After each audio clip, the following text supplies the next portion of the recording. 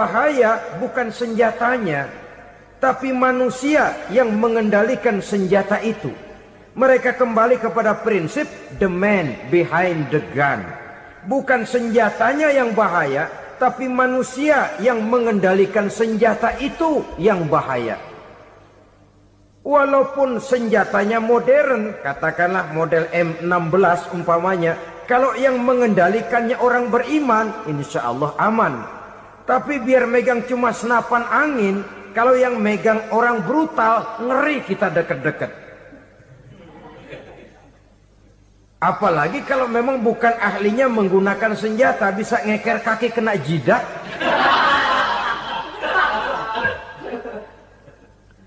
Mereka kembali kepada prinsip lama yang tetap baru. Bukan senjatanya yang harus dibatasi, manusia yang mengendalikan senjata itu yang perlu dibicarakan. Nah, kalau begitu, agar manusia tidak mempergunakan senjata sewenang-wenang, apa yang harus kita lakukan? Ya, manusianya harus bermoral. Ya, tapi moral yang mana? Di dunia ini banyak ajaran tentang moral. Itu pun mudah saja. Di sini kan kita undang saja ahli dari berbagai agama untuk membicarakan konsep perdamaian menurut agamanya masing-masing. Baik, setuju itu, setuju. Maka tampillah para ahli agama, mereka kembali kepada prinsip moral daripada konsep yang terkandung di dalam ajaran agama untuk menegakkan perdamaian. Mula-mula naiklah ahli dari agama Hindu, dibacakan konsep perdamaian menurut ajaran agama Hindu, bahwa untuk damai manusia harus meninggalkan nafsu keduniaannya, menempuh samsara dan sebagainya untuk mencapai nirwana, menjauhi kemegahan dan kemewahan dunia. Ini lalu dibahas, rasanya juga tidak mungkin ini. Kemudian dari agama Nasrani, bahwa untuk damai manusia harus menciptakan sifat kasih sayang. Kalau ditampar pipi kiri, berikan pipi yang kanan. Kalau diberikan selendang, berikan baju. Nanti orang kasihan, lalu dia tidak akan nampar lagi. Ketika ini dibahas, ternyata rasanya pun tidak mungkin bisa diterima. Karena apa? Di zaman sekarang orang ditampar pipi kiri, dikasih pipi kanan. Bukan kasihan, gemes. Damai belum tentu, bonyok udah jelas. Lalu ketika dibacakan konsep perdamaian menurut Quran, di mana disampaikan ayat wa jazaa'u sayyi'atin sayyi'atun misluha faman afa wa aslaha fa ajruhu 'ala Allah.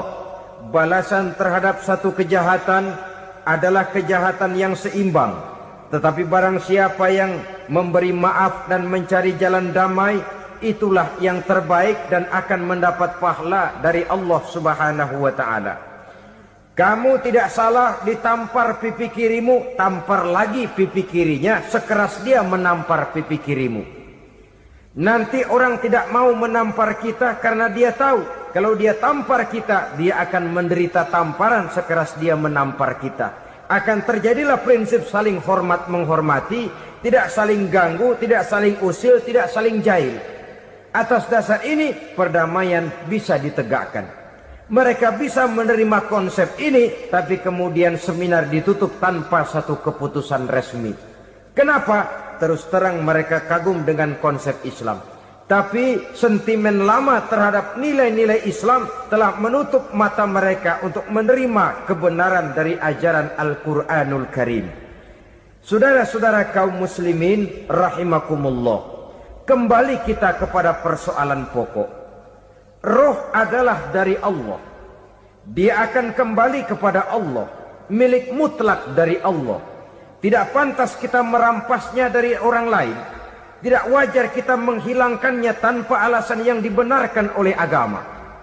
Di zaman sekarang, akibat persaingan hidup yang makin tajam, lapangan kerja yang makin sulit, tensi ekonomi yang makin tinggi, atau karena nilai moral yang makin rendah, atau juga karena rapuhnya pegangan orang kepada agama, nyawa rasanya sudah sedemikian murahnya. Berbagai kasus membuat berdiri bulu roma kita. Ada mayit, ada manusia dipotong 6, dicincang macam kambing. Ada yang dipotong 5, ada yang dipotong 13, dikardusin, dibuang ke tempat sampah. Inna lillahi wa inna ilaihi raji'un. Gejala apa ini? Kanibalisme. Manusia sudah demikian sadisnya, manusia sudah sedemikian buasnya, sehingga sesama manusia diperlakukan seperti hewan. Padahal hewan sendiri belum pernah macan makan macan, bagaimanapun buasnya macan.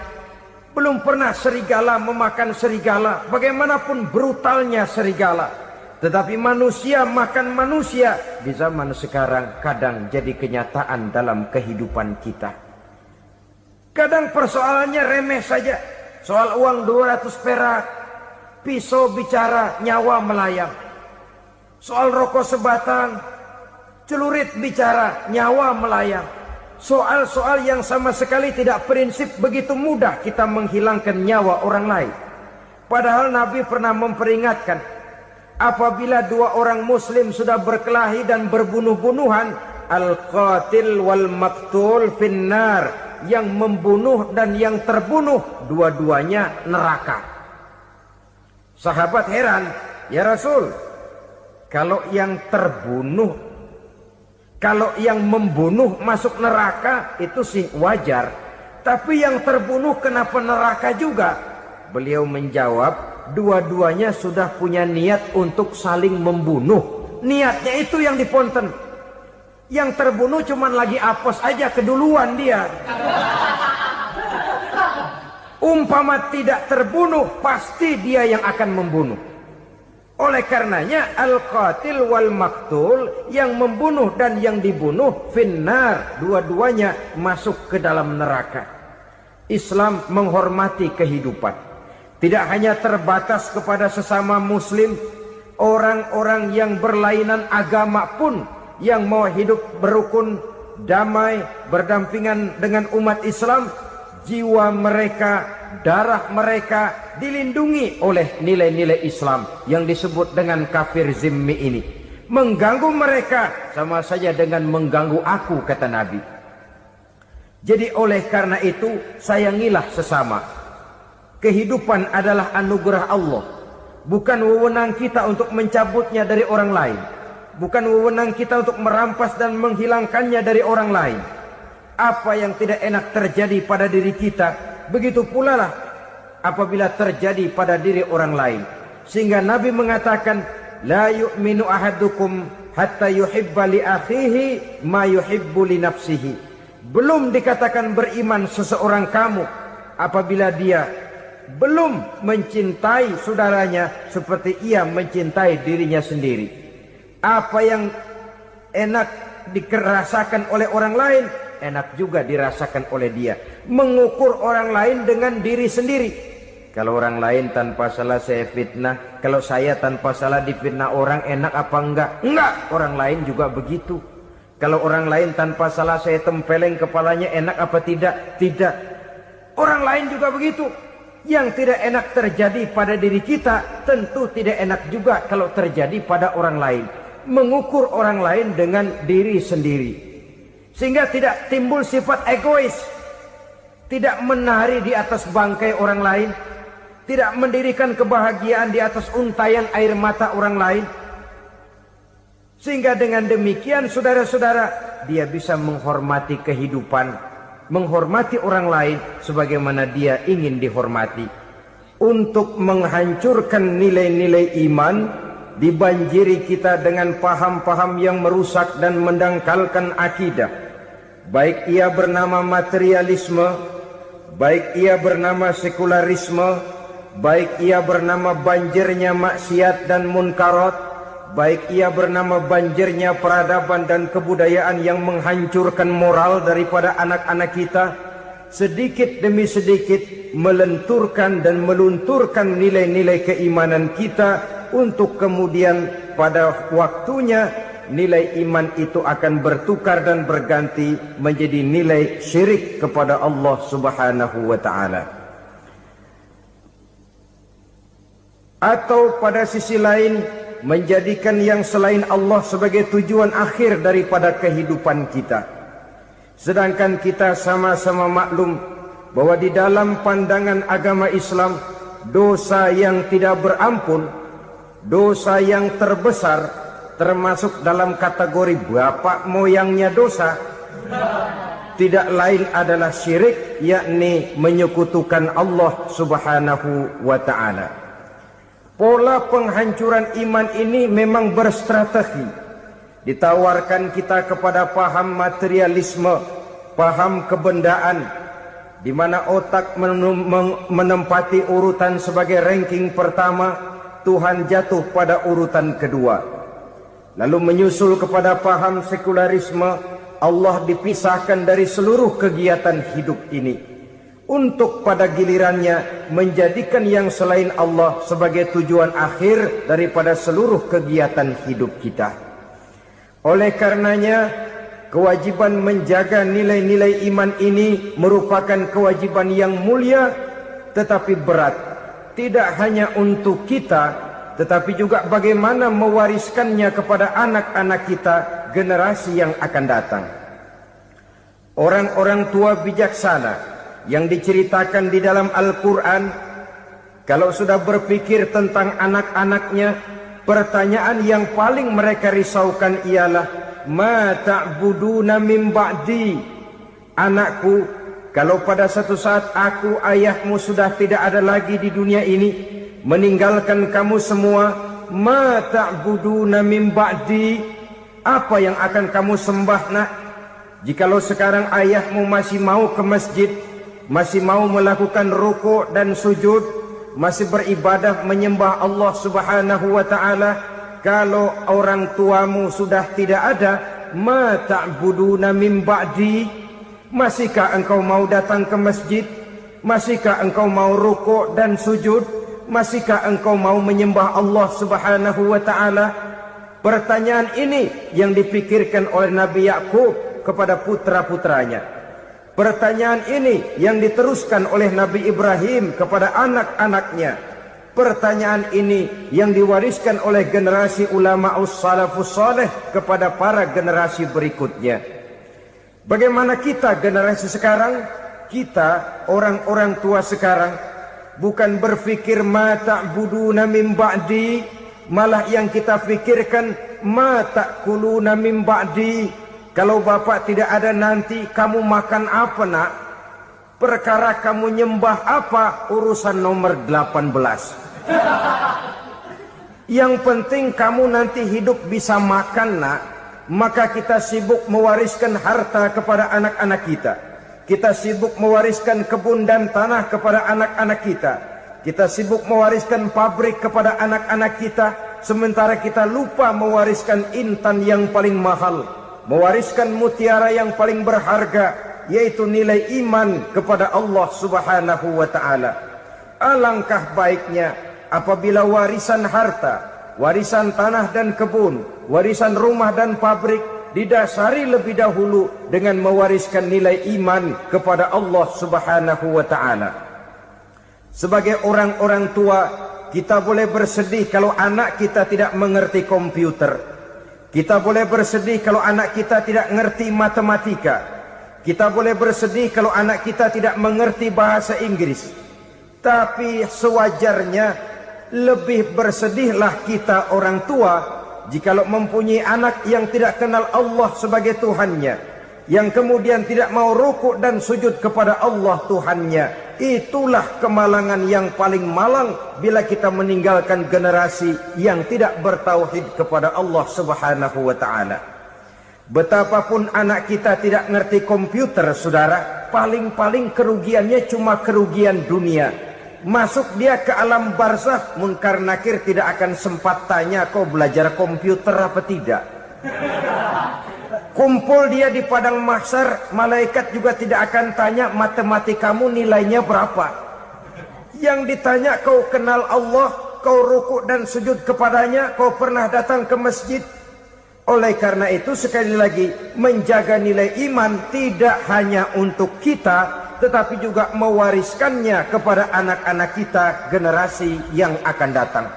Sungguh kemalangan yang paling besar apabila kita meninggalkan anak-anak kita mereka kita tinggalkan lemah ekonominya, itu tidak baik. Mereka kita tinggalkan lemah otaknya, itu pun akan membuat mereka tertinggal oleh yang lain. Tapi yang paling celaka, jikalau kita tinggalkan mereka dalam kondisi lemah imannya, rapuh akidahnya, tidak baik dan tidak betul keyakinan hidupnya. Oleh karena itu, Nabi berpesan, jauhilah 7 perkara yang merusak. Yang pertama, syirik kepada Allah Subhanahu wa ta'ala. Menyekutukan Allah baik dalam ucapan, dalam keyakinan, ataupun dalam perbuatan. Ini perkara pertama yang termasuk 7 perusak besar di dalam kehidupan.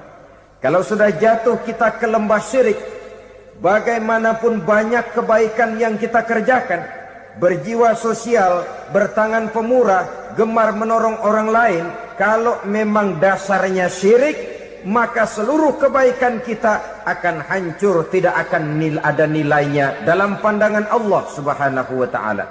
Dalam pandangan manusia, mungkin kita dicatat sebagai orang sosial, gemar menolong orang lain, tidak berpangku tangan melihat orang yang mendapat kesulitan.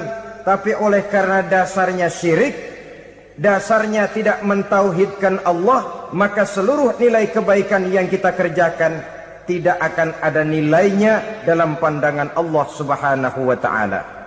Maka jagalah iman kita, jangan sampai dihinggapi penyakit syirik yang bagaimana kecilnya sekalipun. Sekali lagi, baik syirik dalam bentuk ucapan, syirik dalam bentuk keyakinan, sampai kepada syirik dalam bentuk perbuatan, kita berhindar kepada sifat-sifat yang sedemikian itu.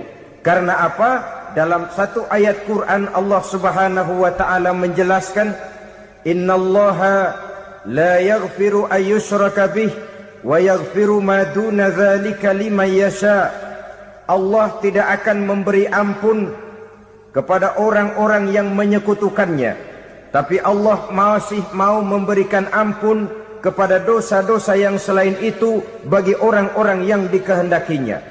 Dosa selain syirik, apabila kita bertaubat, Allah masih mau mengampuni. Tapi kalau sudah jatuh ke tempat syirik, itu sudah dosa yang tidak berampun. Taubatnya tidak lain melepas syirik, kembali kepada tauhid, berkeyakinan bahwa hanya ada Allah Subhanahu wa ta'ala, Tuhan satu-satunya, yang lam yalid walam yulad walam yakul lahu kufuwan ahad. Tidak beranak, tidak pula diperanakkan, dan tidak satupun yang dapat menyerupai Tuhan Allah Subhanahu wa ta'ala. Saudara-saudara kaum muslimin rahimakumullah, bahwa kita di zaman sekarang memang tidak menyembah berhala, ya. Bahwa kita tidak berterang-terangan mengatakan Tuhan lebih dari satu, memang. Bahwa kita tidak berkeyakinan Tuhan itu punya anak atau diperanakkan, tentu. Tapi dalam perbuatan dan i'tiqad, kita kadang-kadang jatuh tanpa kita sadari ke tempat yang bernama syirik ini. Oleh karenanya, di zaman di mana teknologi makin canggih, di mana kemajuan pembangunan makin menjangkau berbagai aspek kehidupan, diperlukan keseimbangan antara kemajuan fisik material dengan kemajuan mental spiritual. Apabila tidak ada keseimbangan, yang terwujud tentulah kepincangan, yang diawali dengan pincangnya cara kita berpikir, sehingga pada akhirnya akan mengarah kepada pincangnya cara kita berbuat dan bertindak di dalam kehidupan kita. Masya Allah, sangat luar biasa tausiah yang sudah disampaikan oleh guru kita Al-Mafrullah Kiai Haji Zainuddin MZ. Sahabat beriman yang dimuliakan Allah, tetaplah di channel ini karena kajian ini belum selesai dan masih banyak lagi hal-hal menarik yang akan disampaikan beliau. Selamat mendengarkan. Oleh karena itu, Nabi berpesan, jauhilah sifat syirik, karena syirik merupakan dosa yang teramat besar. Ini sifat merusak yang pertama. Yang kedua, kata Nabi, wasihra, jauhilah sihir. Sihir ini juga termasuk perkara yang merusak kehidupan. Kita semua sama-sama maklum bahwa sihir sebenarnya bukan persoalan baru. Sejak sebelum datang Islam, sihir itu sudah ada. Di zaman Yunani kuno, sihir ada. Di zaman Mesir kuno, di zaman Cina kuno, dan yang lain-lain yang serba kuno, sihir itu sudah ada. Bahkan para nabi pun, para rasul yang diutus oleh Allah Subhanahu wa ta'ala, senantiasa berhadapan dengan ahli-ahli sihir untuk menguji kebenaran dari misi yang mereka bawa. Sihir adalah perbuatan di luar kebiasaan yang bisa dikerjakan oleh ahlinya dengan bantuan jin atau setan. Hukum mempelajari sihir adalah haram, mengamalkannya lebih haram lagi. Sebab itu saudara-saudara, sihir merupakan perbuatan merusak yang harus kita jauhi. Ciri-ciri daripada perbuatan sihir, pertama, ia mengandung tipuan, bayangan khayal. Di zaman Nabi Musa misalnya, orang melihat tambang-tambang itu seperti ular. Nabi Musa melayangkan tongkatnya menjadi ular-ular besar yang memakan ular-ular kecil ciptaan tukang-tukang sihir Fir'aun tadi. Lalu sihir bisa terjadi dengan bantuan jin kafir atau setan. Kemudian ciri yang ketiga, sifatnya halus dan tersembunyi. Taruh kata ada seorang ahli sihir yang mempergunakan ayat-ayat Quran sebagai jompa-jampe, sebagai baca-bacaan, itu cuma sekedar kedok. Tujuannya tidak lain menjadikan agama sebagai ketok untuk membenarkan cara yang dimurkai oleh Allah Subhanahu wa ta'ala.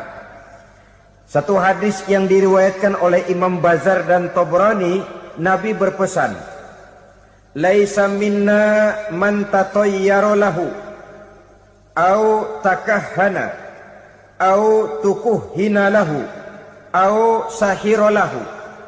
Tidak termasuk ke dalam golonganku, kata Nabi. Tidak termasuk umatku. Siapa mereka? Man tatayyara lahu, orang yang bertatoyur. Apa tatoyur itu? Dari kalimat toyaro, artinya terbang. Toir biasa diartikan dengan burung. Tatoyaro percaya kepada suara-suara burung.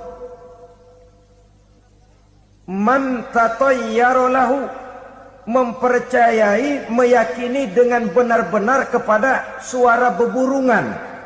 Kan suka ada itu, nah bunyi burung tuh, maling liwat. Maling liwat. Burung bunyi, maling liwat. Itu termasuk tatayyara lahu, percaya kepada suara burung. Kan aneh kalau suara orang nggak dipercaya, suara burung malah dipercaya.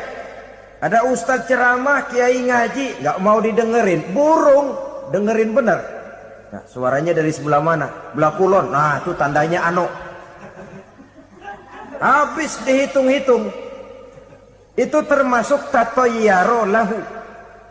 Au takahana, atau bertenung, au tukuhina, atau minta ditenungkan, au sahirolahu, atau melakukan perbuatan sihir, atau minta disihirkan.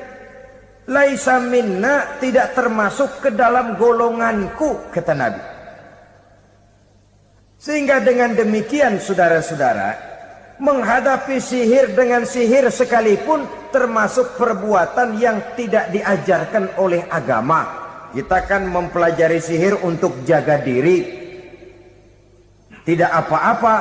Yang dilarang mengamalkannya, dilarang juga mempelajarinya. Sebab orang kalau sudah mengetahui, biasanya lalu terangsang untuk mencoba. Kalau percobaannya berhasil, biasanya terangsang untuk coba lagi dan coba lagi. Pada akhirnya ketagihan, lalu beralih menjadi profesi, apalagi itu nanti bisa mendatangkan hasil uang. Saudara-saudara kaum muslimin rahimakumullah, kita manusia makhluk nyata. Kita hidup di alam nyata, terikat oleh sunnatullah, causality, Oleh karenanya, bagi kita keyakinan yang penuh, keikhlasan di dalam bertuhankan Allah, penyerahan diri sepenuhnya hanya kepadanya, itu sudah merupakan obat penangkal yang sangat ampuh agar kita tidak terkena penyakit-penyakit yang dibuat oleh setan dan para pembantunya. Sehingga beberapa ayat Quran mengajarkan, misalnya a'udzu bikalimatillahi tammati min syarri ma khalaq, atau bismillazi la yadurru ma'asmihi syai'un fil ardi wala fis sama', dengan menyebut nama Allah yang tidak bisa mendatangkan bahaya sedikit pun, dari baik yang datang dari langit maupun yang datang dari bumi. Jiwa yang kosong dari keyakinan yang penuh kepada Allah, jiwa yang penuh was-was dan ragu-ragu, itu yang mudah terserang oleh penyakit-penyakit yang dikerjakan oleh para tukang-tukang sihir, yaitu oleh setan dan seluruh para pembantunya. Kemudian hadis kedua yang diriwayatkan oleh Imam Ibnu Hibban, Nabi bersabda, la yadkhulul jannata mudminu khamrin wala mu'minu bisihrin wala qati'u rahmin.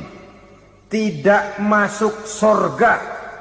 Ini Nabi yang bilang, tidak masuk surga. Siapa itu? Pertama, mudminu khamrin, orang yang berkekalan dalam mabuk.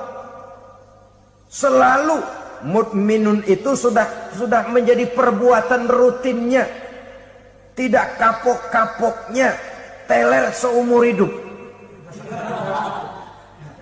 Mudminu khamrin, tidak masuk surga orang yang selalu bermabuk-mabukan. Yang kedua, wala mu'minu bisihrin, orang mukmin tapi main sihir. Ini juga oleh Nabi diperingatkan, tidak akan masuk surga orang mukmin tapi suka main sihir. Wala qati'u rahmin, dan tidak juga orang yang memutuskan silaturahmi. Tiga macam manusia yang diperingatkan Nabi tidak akan masuk surga: orang yang selalu mabuk, orang mukmin yang main sihir, dan orang yang memutuskan silaturahmi. Saudara-saudara kaum muslimin rahimakumullah. Lalu orang berkata, kenapa dilarang kita bersihir? Padahal Rasul sendiri kan punya mukjizat. Nah, kita memang harus membedakan antara mukjizat dengan sihir. Dalam kehidupan agama kita kenal ada yang namanya mukjizat, ada yang namanya karomah atau keramat biasa diucapkan, ada yang namanya maunah, ada yang namanya irhas, ada juga yang namanya sihir. Kesemuanya ini berbeda, saudara-saudara. Yang dinamakan mukjizat itu khusus untuk para rasul saja. Satu kejadian luar biasa yang terjadi dilakukan oleh rasul atas izin dari Allah Subhanahu wa taala. Perbedaannya dengan sihir jelas. Sihir dari setan, mukjizat dari Allah. Sihir bisa dipelajari, mukjizat tidak. Sihir umumnya untuk maksud-maksud yang tidak baik, sedangkan mukjizat untuk memperkuat kebenaran yang disampaikan oleh para rasul dan ditentang oleh umatnya. Bahkan kafir Quraisy dahulu menganggap orang-orang ahli sihir itu berada dalam satu posisi yang hina, sehingga mereka mengatakan dan menuduh Nabi Muhammad sebagai tukang sihir. Tuduhan sebagai tukang sihir adalah tuduhan yang sangat aib dan hina. Di tengah masyarakat kufar jahiliyah, kedudukan tukang sihir dipandang sebagai kedudukan yang hina, sehingga mereka mengejek Nabi dengan sebutan tukang sihir. Jadi mukjizat hanya untuk Rasul saja. Kemudian karomah. Karomah ini asal kata dari karoma, kehormatan, kemuliaan, yang diberikan Allah kepada hamba-hambanya yang rajin mendekatkan diri kepadanya.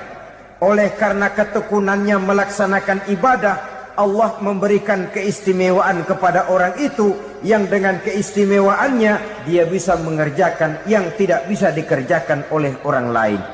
Karomah hanya bisa dicapai dengan prestasi ibadah. Kalau sihir mau ibadah apa enggak, asal dia belajar, bersatu dan berteman dengan setan, memenuhi persyaratan-persyaratan setan, biasanya lalu bisa. Sedangkan karomah tidak mungkin terwujud tanpa orang mendekatkan diri sedekat-dekatnya kepada Allah Subhanahu wa ta'ala. Maka kita lihat biasanya orang-orang yang punya ilmu sihir, mukanya rata-rata nggak enak dilihat. Kumuh, jauh dari air wudhu, jauh dari sujud kepada Allah, malah berteman dengan setan, menjadi pelayan-pelayannya setan. Saudara-saudara, adapun maunah, keistimewaan yang diberikan Allah kepada hamba-hambanya yang belum sampai kepada tingkat wali, tapi orang itu lebih banyak kebaikannya daripada kesalahannya. Umpamanya, saudara jalan bertiga di pinggir jalan, saudara ada pada posisi di tengah, lalu bertiga ini ketabrak mobil. Menurut perhitungan saudara mati lebih dahulu, tapi terjadi hal yang aneh, dua teman saudara mati, saudara malah cuma luka dan lecet sedikit saja. Apa itu? Kalau kita lebih banyak kebaikannya daripada kesalahannya, itu yang dinamakan maunah, pertolongan yang diberikan Allah kepada hamba-hambanya yang lebih banyak kebaikannya daripada kesalahannya. Sedangkan yang dinamakan irhas, kejadian luar biasa pada diri seseorang pada waktu dia masih kecil, yang menunjukkan tanda-tanda keistimewaannya. Itu umumnya pada para nabi pada usia kecilnya sudah ada irhas, tanda-tanda istimewa. Jelas baik mukjizat, karomah, maunah maupun irhas berbeda dengan sihir. Sihir ini jelas saja merupakan bantuan dan persekutuan antara manusia dengan setan. Padahal setan, kata Allah dalam Al-Quran, innahu lakum aduwwum mubin, sesungguhnya setan bagi kamu adalah musuh yang sangat jelas. Saudara-saudara kaum muslimin rahimakumullah, di zaman sekarang dalam menghadapi beban kehidupan yang makin pelik, menghadapi stres yang tidak kunjung selesai, menghadapi persoalan-persoalan yang teramat berat, orang sering mencari jalan keluar kepada hal-hal yang menurut pendapatnya bisa meringankan beban moralnya itu. Pergilah dia mencari sesuatu yang dapat meringankan bebannya. Dan tidak jarang yang jatuh ke pangkuan tukang-tukang tenung, ke pangkuan tukang-tukang sihir, yang mereka itu oleh Quran dijelaskan kadzabal munajjimun walau sodaku. Tukang-tukang tenung, tukang-tukang sihir, mereka itu bohong walaupun benar. Maksudnya bohong walaupun benar, artinya kalau yang mereka kerjakan benar, itu sih kebenaran. Benar dengan kebenaran itu lain. Kebenaran, kebetulan bisa, tapi tidak untuk selalu.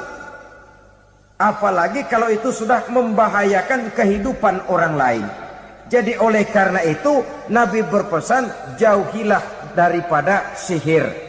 Kalau sudah jauhilah dari sihir, artinya ya jauhilah daripada mempelajarinya, jauhilah daripada bergaul dengan orang-orang yang ahli di bidang itu, karena dari pergaulan segalanya bisa menular. Baiklah saudara, ini yang kedua. Yang ketiga pesan Nabi, wa qatlan nafsil lati harramallahu illa bil haq, membunuh orang lain dengan cara yang tidak benar, membunuh orang yang diharamkan oleh Allah Subhanahu wa taala untuk melakukannya kecuali dengan alasan yang benar. Kita tahu Islam adalah agama damai. Sesuai dengan namanya, ia tidak dikembangkan dengan pedang dan kekerasan. Ia dikembangkan dengan keteladanan dan tuntunan moral. Oleh karena Islam bukan agama kekerasan, Islam pun tidak mementingkan dan mengajarkan kekerasan kecuali dengan alasan yang benar dan bisa dipertanggungjawabkan. Membunuh dengan sengaja, menghilangkan nyawa orang lain tanpa alasan yang bisa dibenarkan adalah merupakan dosa besar dan satu di antara 7 perkara yang bisa mendatangkan kerusakan dalam kehidupan dan yang hendaknya harus kita jauhi. Saudara-saudara kaum muslimin rahimakumullah, beberapa waktu yang lalu di sebuah kota kecil yang indah bernama New Auckland. Saudara tahu New Auckland? Itu dari Gunung Kidul masih ngidul lagi. Pernah diadakan satu seminar yang membicarakan bagaimana menyelamatkan masyarakat manusia dari bahaya Perang Dunia Ketiga. Diperkirakan kalau terjadi Perang Dunia Ketiga, manusia tidak akan tersisa. Sebab apa? Pada waktu itu, cadangan nuklir yang dimiliki oleh bersama Amerika dan Rusia konon sudah sanggup memusnahkan 6 miliar manusia pada saat jumlah manusia baru 5 miliar. Jadi kelebihan nuklir dunia ini. Kalau terjadi Perang Dunia Ketiga, sulit manusia untuk tersisa. Maka dibahaslah di dalam seminar itu, wah, supaya tidak terjadi Perang Dunia Ketiga, maka perlombaan membuat senjata-senjata canggih, alat-alat pembunuh modern harus segera dibatasi.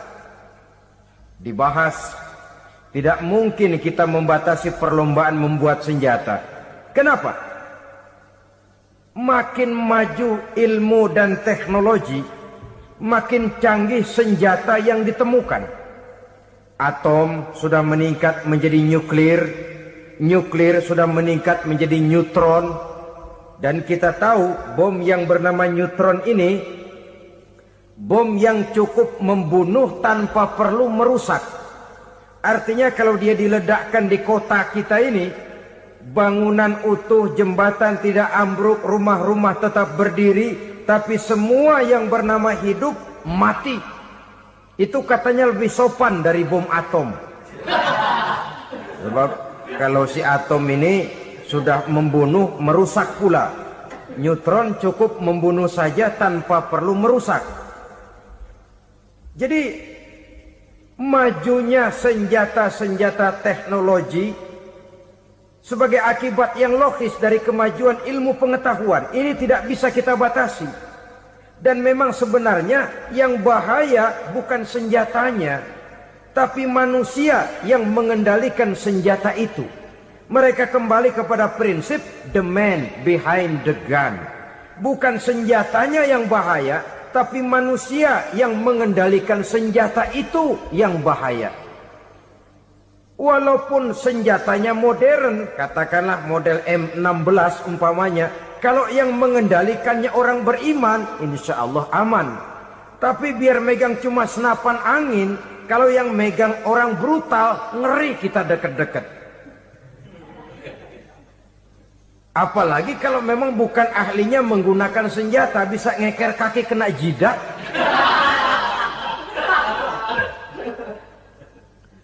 Mereka kembali kepada prinsip lama yang tetap baru. Bukan senjatanya yang harus dibatasi, manusia yang mengendalikan senjata itu yang perlu dibicarakan. Nah, kalau begitu, agar manusia tidak mempergunakan senjata sewenang-wenang, apa yang harus kita lakukan?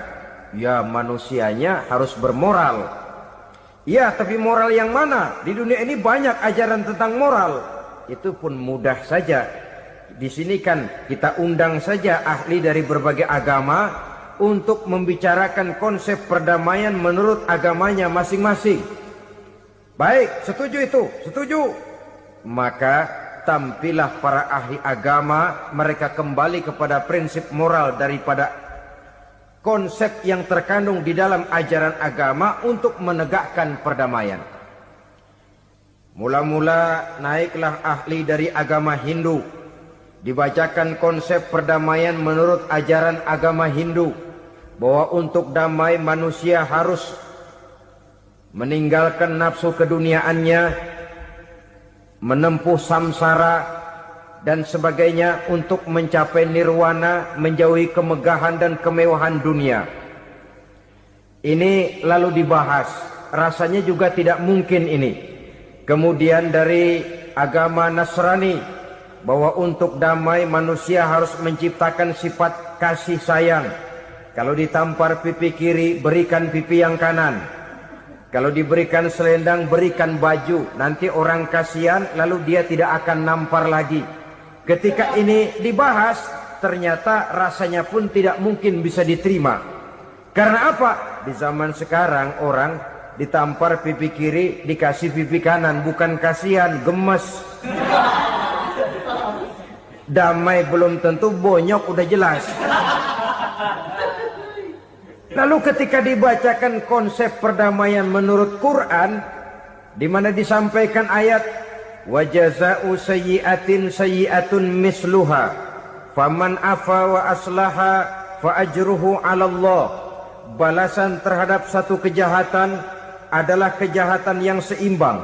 Tetapi barang siapa yang memberi maaf dan mencari jalan damai, itulah yang terbaik dan akan mendapat pahala dari Allah Subhanahu wa ta'ala.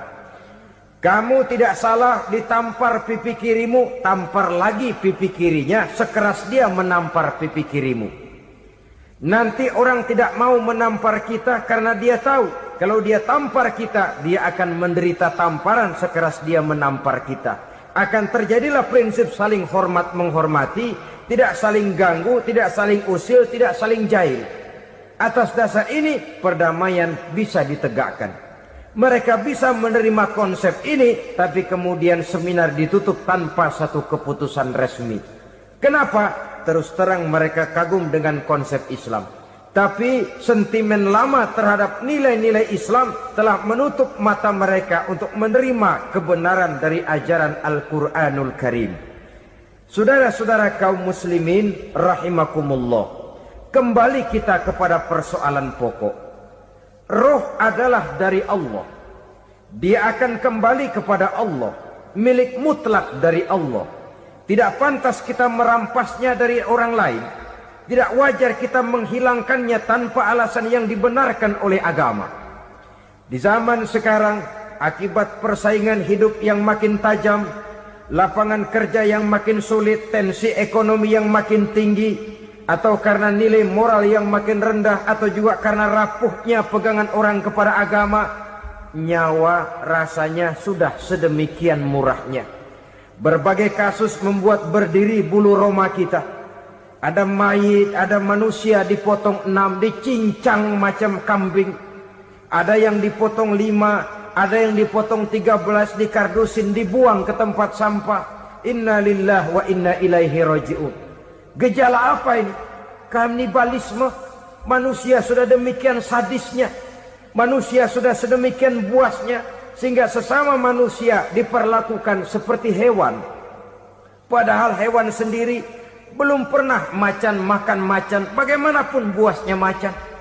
Belum pernah serigala memakan serigala, bagaimanapun brutalnya serigala.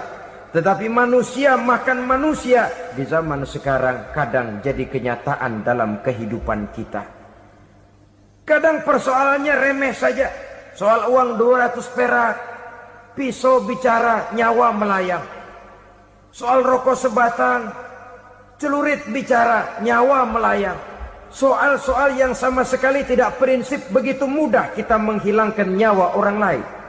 Padahal Nabi pernah memperingatkan, apabila dua orang muslim sudah berkelahi dan berbunuh-bunuhan, al-qatil wal maktul finnar, yang membunuh dan yang terbunuh dua-duanya neraka. Sahabat heran, ya Rasul, kalau yang terbunuh, kalau yang membunuh masuk neraka itu sih wajar, tapi yang terbunuh kenapa neraka juga? Beliau menjawab, dua-duanya sudah punya niat untuk saling membunuh. Niatnya itu yang diponten. Yang terbunuh cuman lagi apes aja, keduluan dia. Umpama tidak terbunuh, pasti dia yang akan membunuh. Oleh karenanya al-qatil wal maktul, yang membunuh dan yang dibunuh finnar, dua-duanya masuk ke dalam neraka. Islam menghormati kehidupan. Tidak hanya terbatas kepada sesama muslim, orang-orang yang berlainan agama pun yang mau hidup berukun, damai, berdampingan dengan umat Islam, jiwa mereka, darah mereka dilindungi oleh nilai-nilai Islam yang disebut dengan kafir zimmi ini. Mengganggu mereka sama saja dengan mengganggu aku, kata Nabi. Jadi oleh karena itu, sayangilah sesama. Kehidupan adalah anugerah Allah, bukan wewenang kita untuk mencabutnya dari orang lain, bukan wewenang kita untuk merampas dan menghilangkannya dari orang lain. Apa yang tidak enak terjadi pada diri kita, begitu pula lah apabila terjadi pada diri orang lain. Sehingga Nabi mengatakan, la yu'minu ahadukum hatta yuhibba li akhihi ma yuhibbu li nafsihi. Belum dikatakan beriman seseorang kamu apabila dia belum mencintai saudaranya seperti ia mencintai dirinya sendiri. Apa yang enak dirasakan oleh orang lain, enak juga dirasakan oleh dia. Mengukur orang lain dengan diri sendiri. Kalau orang lain tanpa salah saya fitnah, kalau saya tanpa salah difitnah orang, enak apa enggak? Enggak, orang lain juga begitu. Kalau orang lain tanpa salah saya tempeleng kepalanya, enak apa tidak? Tidak. Orang lain juga begitu. Yang tidak enak terjadi pada diri kita, tentu tidak enak juga kalau terjadi pada orang lain. Mengukur orang lain dengan diri sendiri, sehingga tidak timbul sifat egois, tidak menari di atas bangkai orang lain, tidak mendirikan kebahagiaan di atas untayan air mata orang lain. Sehingga dengan demikian saudara-saudara, dia bisa menghormati kehidupan, menghormati orang lain sebagaimana dia ingin dihormati. Inilah perbuatan ketiga yang merusak, membunuh orang lain dengan yang diharamkan Allah tanpa alasan yang benar. Yang ketiga. Kemudian yang keempat, perbuatan merusak wa aklar riba, makan riba. Hidup adalah tolong menolong. Bahasa kerennya take and give katanya. Saling memberi dan saling menerima. Nabi mengajarkan, man kuraba kurbatan min kurabid dunya karaballahu lahu kurbatan min kurabi yaumal qiyamah. Wallahu fi aunil abdi madamal abdu fi auni akhihi. Siapa yang meringankan beban dari beban-beban yang diderita seseorang di dalam kehidupan dunia, Allah akan meringankan bebannya daripada beban-beban yang harus dipikulnya di hari kiamat nanti. Wallahu fi aunil abdi madamal abdu fi auni akhihi. Allah senantiasa akan menolong seorang hamba selama hamba itu masih mau menolong saudaranya. Allah selalu akan menolong seorang hamba selama hamba itu masih mau menolong saudaranya. Apabila kita sudah berpangku tangan terhadap kesulitan orang lain, biasanya pun pada saat kita mendapat kesulitan, kita akan sulit juga memperoleh pertolongan. Nah, riba alias renten, kedoknya adalah menolong orang, tapi sama juga bulu buntutnya dilepas, palanya dicekek. Menolong orang pada akhirnya menjadi beban bagi seseorang. Dan memang mencari orang-orang yang berada dalam posisi kesulitan. Biasanya di daerah-daerah di mana musim paceklik, jadi lapangan kerja sulit, sedangkan urusan perut tidak bisa ditunda. Akhirnya orang terjebak ke dalam rentenir. ke dalam riba, ke dalam renten, bunga berbunga, sehingga satu saat jumlah bunganya bisa lebih besar dari jumlah pinjaman pokoknya. Kemudian kalau juga ternyata tidak bisa dibayar, rumah jadi taruhan. Memang rumah satu-satunya, begitu rumah ditarik mulain camping. Bukankah pada akhirnya akan mewariskan kesengsaraan? Oleh karena itu, kepada kita berusahalah jangan berhubungan dengan rentenir, jangan makan renten dan riba kepada mereka yang melaksanakan riba. Walaupun mendatangkan keuntungan materi, tapi percayalah harta yang didapat dengan jalan riba tidak akan membawa keberkahan. Manakala tidak membawa keberkahan, dia tidak akan mendatangkan ketenangan di dalam kehidupan kita. Oleh karenanya, memakan harta riba termasuk perbuatan yang merusak sendi-sendi kehidupan sosial, merusak kehidupan orang lain, merusak kehidupan masyarakat, tetangga, pergaulan, dan sebagainya. Yang kelima, wa akla malil yatim, memakan harta anak yatim dengan cara yang zalim. Nih, memang lezat.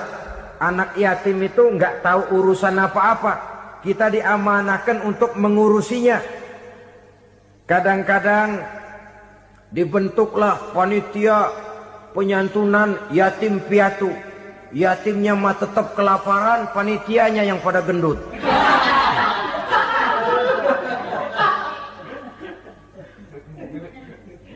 Padahal memakan harta anak yatim termasuk perbuatan dosa besar. Dan menjantuni yatim merupakan perbuatan mulia. Nabi mengatakan, ana wa kafilul yatim kahataini yaumal qiyamah. Aku dan orang-orang yang menyantuni anak yatim seperti dua jari ini pada hari kiamat nanti. Dekat sekali.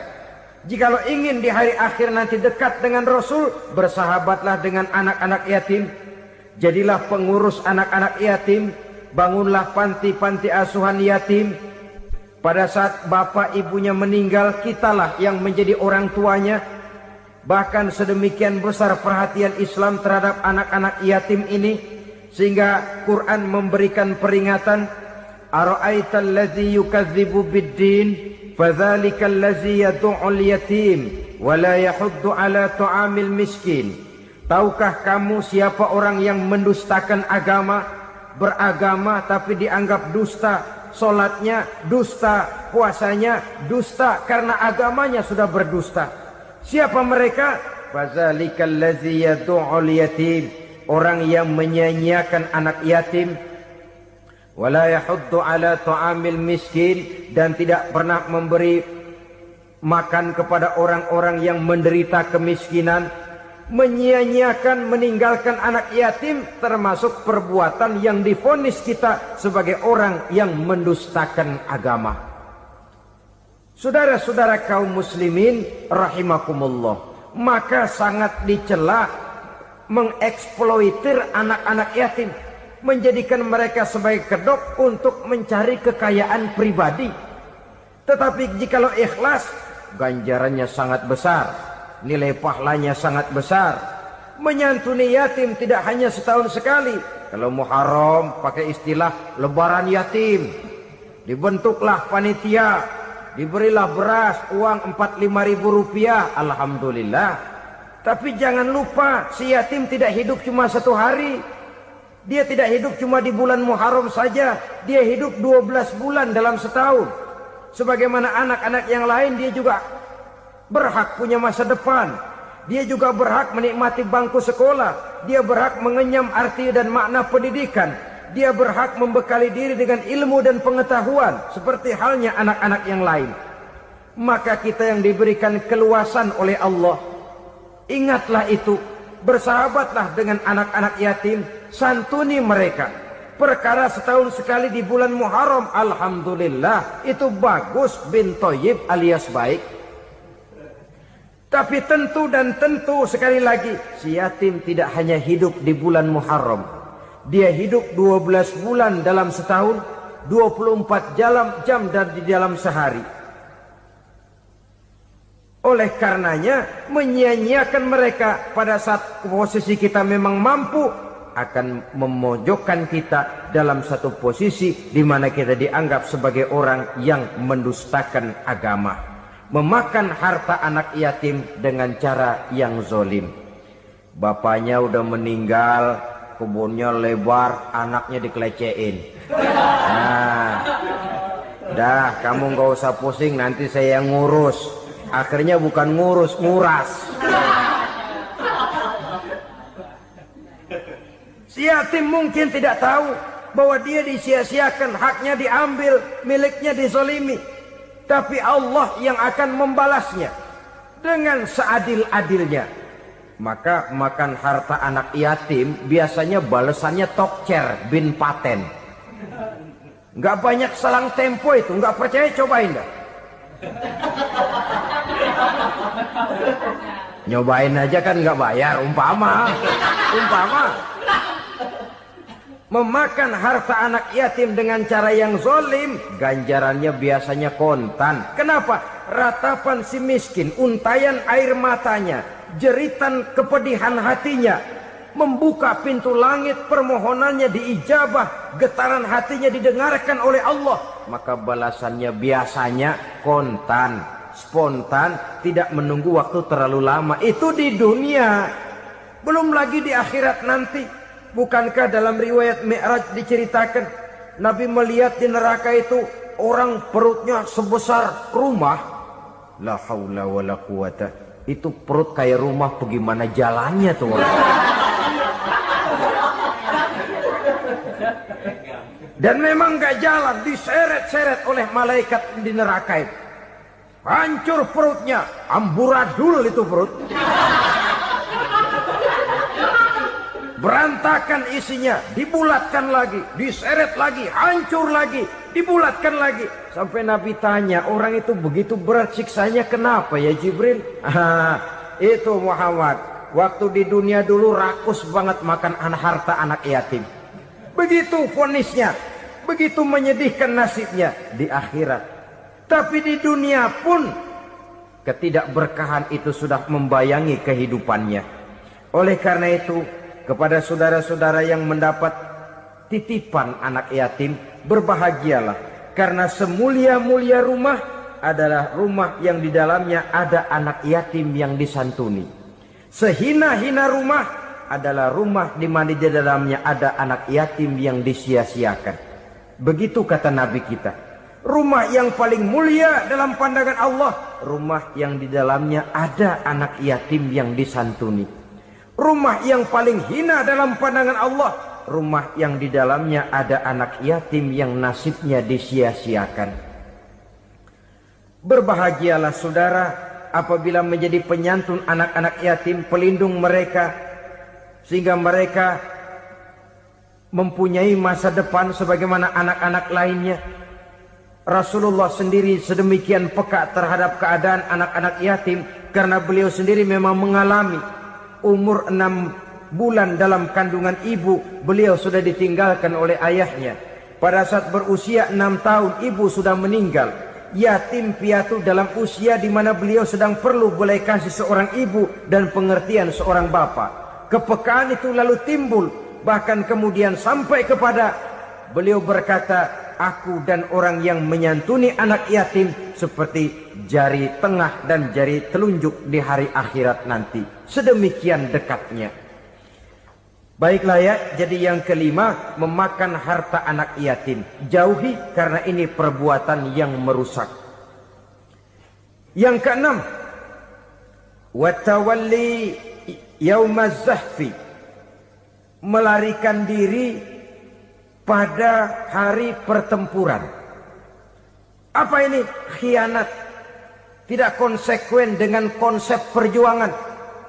Pada mulanya keras benar teriak, berantas korupsi, ganyang korupsi. Cuma karena belum dapat giliran. Begitu dia naik dapat kesempatan, korupsinya lebih edan dari yang diteriakinya. Ini termasuk tawalli yaumaz zahfi. berpaling pada hari peperangan. Di saat menghadapi musuh, kalau belum kelihatan musuh, teriaknya nyaring bener, jangan takut demi kebenaran sampai titik darah yang paling penghabisan. Musuh belum kelihatan. Begitu musuh sudah kelihatan, paling dulu lari ke belakang. Kalau diajak berjuang ada saja alasannya. Sehingga Quran memberikan peringatan kepada kita semua. Mengapa kamu ini berat? Kalau sudah diajak berjuang di jalan Allah, kakimu seperti terhunjam berakar di perut bumi. Berat untuk melangkah berjuang. Lari dari pertempuran tidak konsekuen dengan konsepsi perjuangan. Mau enaknya saja. Dalam kondisi yang sulit lalu berpangku tangan. Ini termasuk ciri munafik yang di dalam Al-Quran disindir dengan bahasa kullama adha'alahum masyaufi wa iza azlama alaihim qamu. Waktu terang mereka jalan, giliran gelap mereka mandek. Artinya, maksudnya, kalau giliran ada untungnya aja, rame-rame teriak Islam. Tapi begitu diminta berjuang, dituntut berkorban, rame-rame mundur. Waktu dilihat di Islam ada untungnya, rame-rame teriak Islam. Pak, saya Islam banget, Pak. KTP saya Islam, Pak. Pokoknya Islam banget dah. Tapi ketika diminta berjuang, dituntut sedikit berkorban, rame-rame mengundurkan diri. Tahun 65 PKI berontak. Waduh, waktu itu jadi orang Islam untung itu. Nggak dikejar-kejar, aman. Masjid rame, mobil-mobil mewah parkir di depan musola dan masjid. Kenapa? Waktu itu asal udah ke masjid aman. Islam selamat, untung.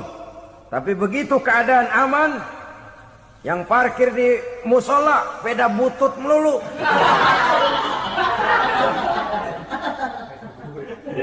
Waktu terang mereka jalan, waktu gelap mereka berhenti. Dikala di Islam ada untungnya, baru wah Islam bagus, Islam hebat. Tapi waktu dilihat ada kerugian, jangan bawa-bawa Islam dah.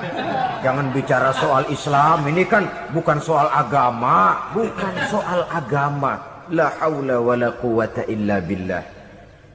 Beragama kita ambil talfiq fid din, mengambil yang enteng-enteng saja dalam urusan beragama ini. Tidak konsekuen kita dengan Islam kita. Seolah kita mau memilih mana yang terasa cocok sama selera kita, kita teriak Islam. Beratan aja dikit, rame-rame berpaling. Itu termasuk tawalli yaumaz zahfi. Para pengkhianat, mental-mental hipokrit. Alhamdulillahirrabbilalamin. Demikianlah tausiah penuh ilmu, hikmah dan manfaat yang sudah kita dengarkan bersama dari guru kita Al-Mafrullah Kiai Haji Zainuddin MZ. Sahabat beriman yang dimuliakan Allah, mari kita doakan guru kita, semoga beliau diampuni segala dosa-dosanya dan dilapangkan kuburnya. Dan buat sahabat semua yang sudah setia menyimak tausiah ini sampai selesai, saya ucapkan terima kasih banyak. Doa dan harapan saya semoga sahabat semua selalu diberikan kesehatan, dimudahkan segala urusannya dan dilancarkan rezekinya. Amin ya rabbal alamin. Demikian yang dapat saya bagikan, kurang lebihnya mohon maaf. Sampai bertemu lagi di kajian berikutnya. Wabillahi taufik wal hidayah, waridho wal inayah. Wassalamualaikum warahmatullahi wabarakatuh. Setelah kita mendengarkan bersama tausiah penuh ilmu dan hikmah yang sudah disampaikan oleh guru kita Al-Mafrullah Kiai Haji Zainuddin MZ, sekarang mari kita lanjutkan aktivitas kita masing-masing. Semoga apa yang sudah disampaikan oleh beliau menjadi ilmu yang bermanfaat dalam kehidupan kita sehari-hari. Selamat beraktivitas buat sahabat semua dan sukses selalu. Sampai bertemu lagi di kajian Ar-Razak 313 berikutnya. Wassalamualaikum warahmatullahi wabarakatuh. Bismillahirrahmanirrahim. Assalamualaikum warahmatullahi wabarakatuh. Alhamdulillahi wa kafa, wassalatu wassalamu ala rasulillahil mustafa wa ala alihi wa sahbihi wa man ihtada. Amma ba'du. Sahabat beriman yang dimuliakan Allah, Syukur Alhamdulillah kita bertemu lagi di channel Ar-Razzaq 313. Pada kesempatan yang berbahagia ini, mari sejenak kita luangkan waktu kita untuk bersama-sama menyimak tausiah fenomenal dari guru kita Al-Maghfurullah Kiai Haji Zainuddin MZ. Tentunya banyak sekali ilmu, hikmah, dan manfaat yang bisa kita jadikan pelajaran dalam kehidupan kita sehari-hari. Berikut ini mari kita simak bersama isi tausiah beliau. Selamat mendengarkan. Wa qatlan nafsil lati harramallahu illa bil haq. Membunuh orang lain dengan cara yang tidak benar. Membunuh orang yang diharamkan oleh Allah Subhanahu wa taala untuk melakukannya kecuali dengan alasan yang benar. Kita tahu Islam adalah agama damai. Sesuai dengan namanya, ia tidak dikembangkan dengan pedang dan kekerasan. Ia dikembangkan dengan keteladanan dan tuntunan moral. Oleh karena Islam bukan agama kekerasan, Islam pun tidak mementingkan dan mengajarkan kekerasan kecuali dengan alasan yang benar dan bisa dipertanggungjawabkan.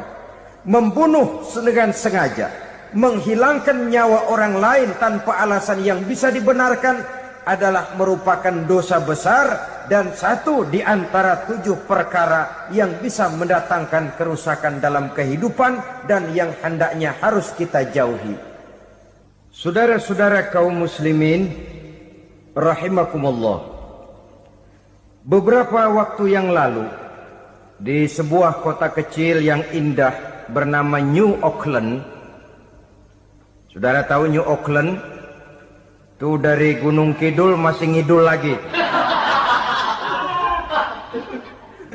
Pernah diadakan satu seminar yang membicarakan bagaimana menyelamatkan masyarakat manusia dari bahaya Perang Dunia Ketiga.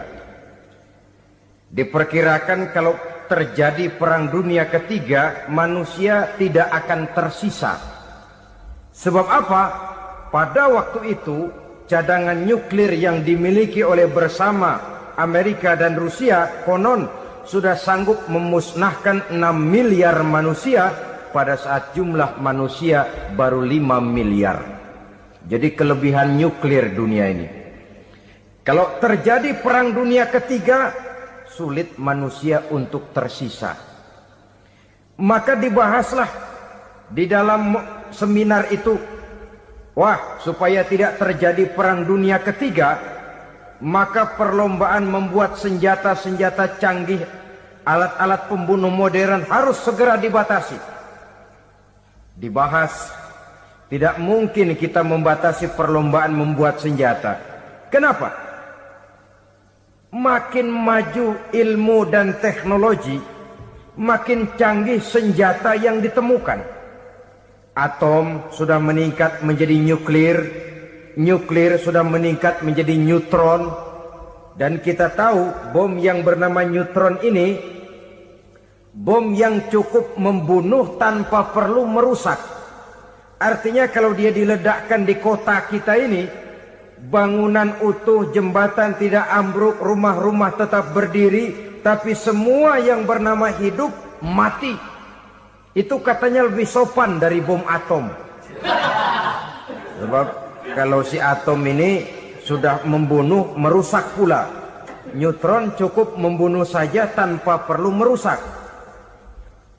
Jadi majunya senjata-senjata teknologi sebagai akibat yang logis dari kemajuan ilmu pengetahuan. Ini tidak bisa kita batasi.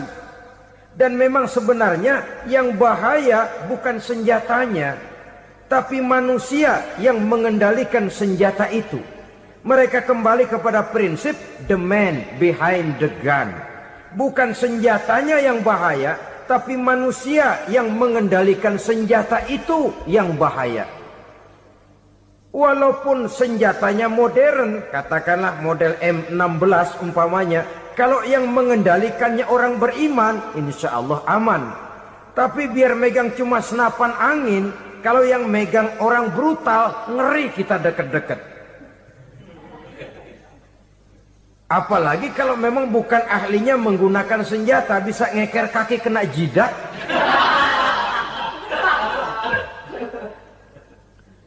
Mereka kembali kepada prinsip lama yang tetap baru. Bukan senjatanya yang harus dibatasi, manusia yang mengendalikan senjata itu yang perlu dibicarakan. Nah, kalau begitu, agar manusia tidak mempergunakan senjata sewenang-wenang, apa yang harus kita lakukan?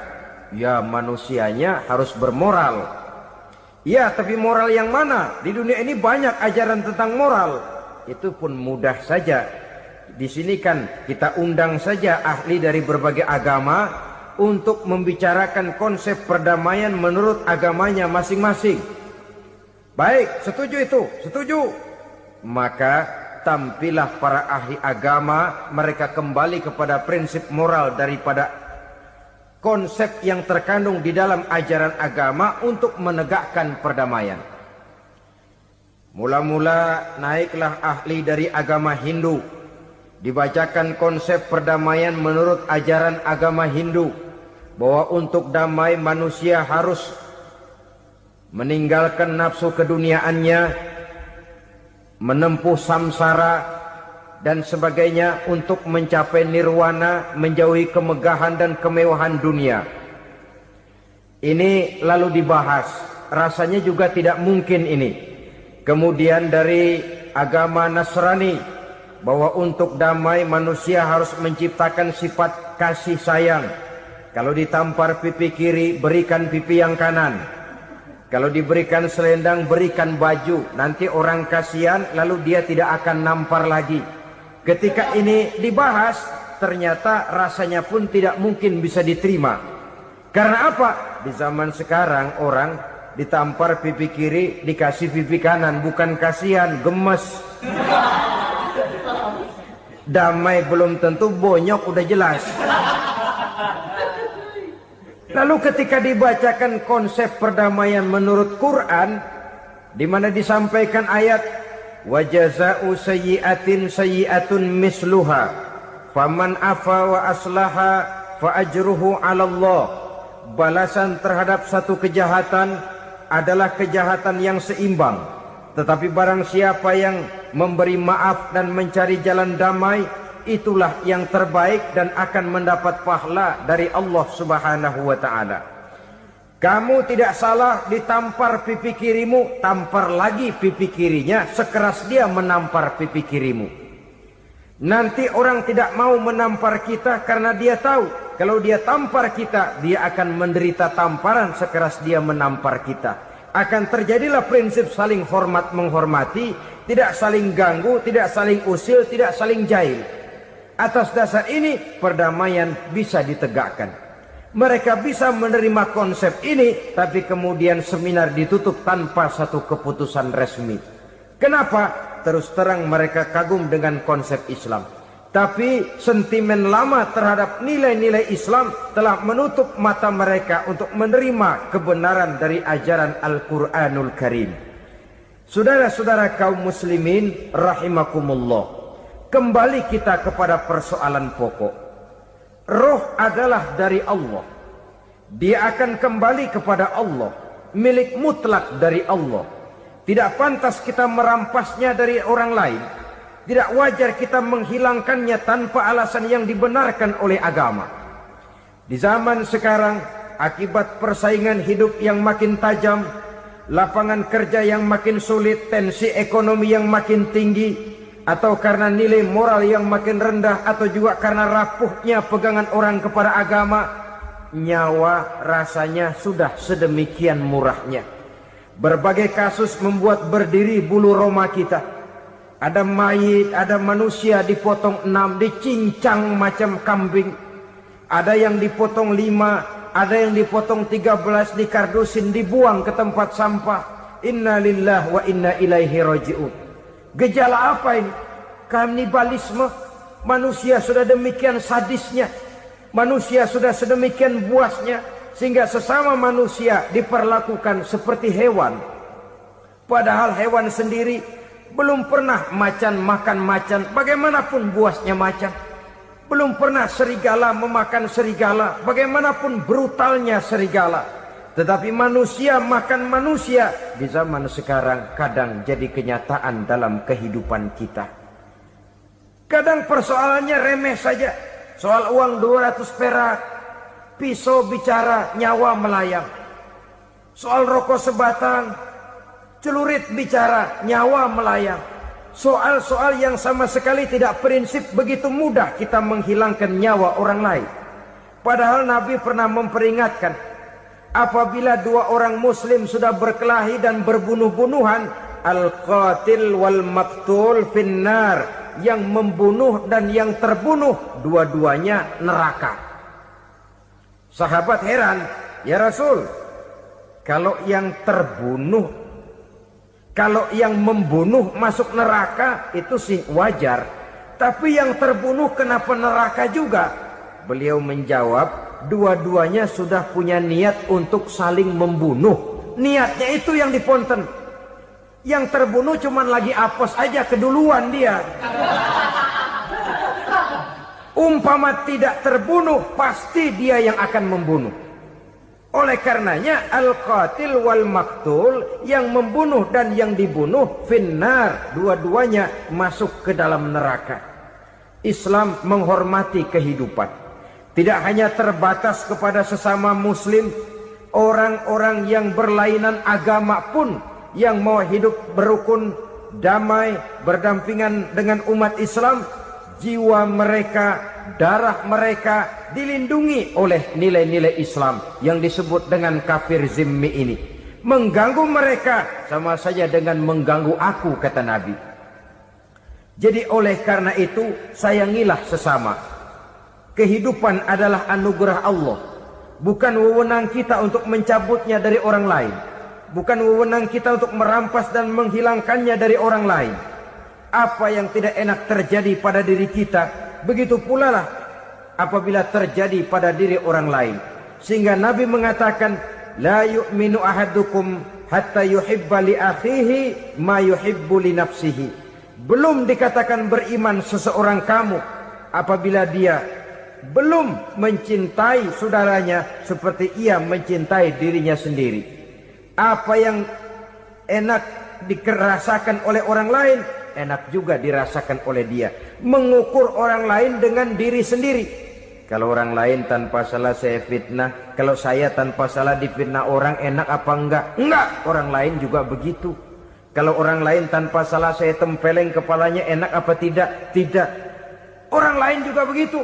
Yang tidak enak terjadi pada diri kita, tentu tidak enak juga kalau terjadi pada orang lain.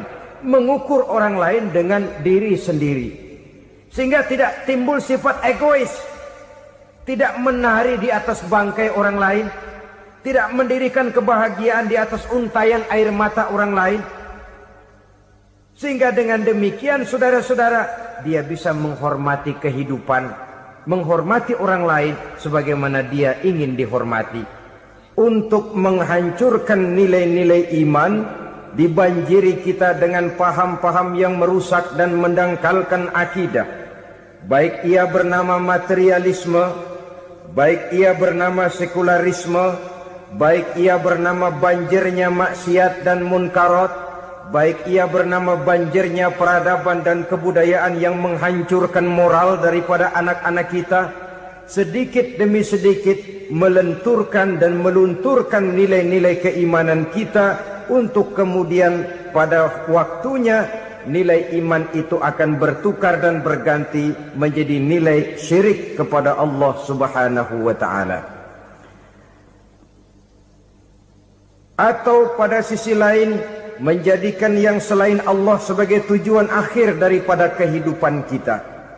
Sedangkan kita sama-sama maklum bahwa di dalam pandangan agama Islam, dosa yang tidak berampun, dosa yang terbesar, termasuk dalam kategori bapak moyangnya dosa, tidak lain adalah syirik, yakni menyekutukan Allah Subhanahu wa ta'ala.